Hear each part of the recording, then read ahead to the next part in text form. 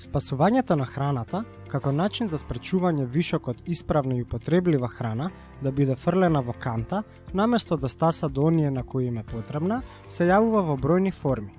Организирано преку банката за храна, хуманитарни организации, но и индивидуално донирање и ad-hoc иницијативи. Несомнено, тоа е позитивен тренд, кој нуди социјални, економски, па и еколошки поволности. Но се чини дека спасувањето на исправната и употреблива храна е само половина од работата. Втората половина е да се стигне до оние на кои им е потребна оваа собрана храна.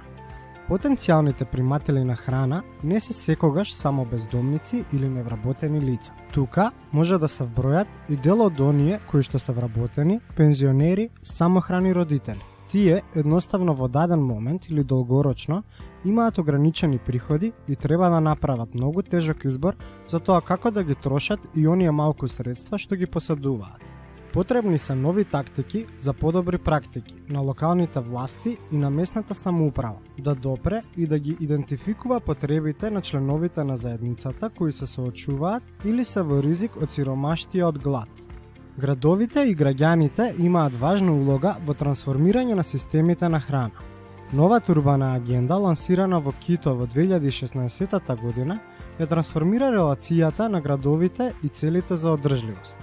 Инклузивниот и интегриран регионален развој може да ги адресира сиромаштијата, гладот, неухранетоста и нееднаквостите преку акции за подобрување на здравјето, адресирање на климатските промени, заштита на биолошката разновидност, а при тоа да обезбеди снабдување со одржливо произведена храна за сите. Вклучи се и ти, не само за идентификување на проблемот, туку и за негово поуспешно решавање. Како? Каде? Еве неколку идеи. Урбаните заедници се првата адреса за покренување на локална иницијатива. Банките за храна и граѓанските здруженија кои работат на полето сиромаштија од глад се добар партнер. Градинките и училиштата исто така. За исправната и неизедена храна да стаса до оние на кои им е најпотребна. Урбаните градини, покрај намалувањето на ефектите од климатски промени, може да користат и како дополнителен извор на храна. Бизнис секторот е потенцијален донор.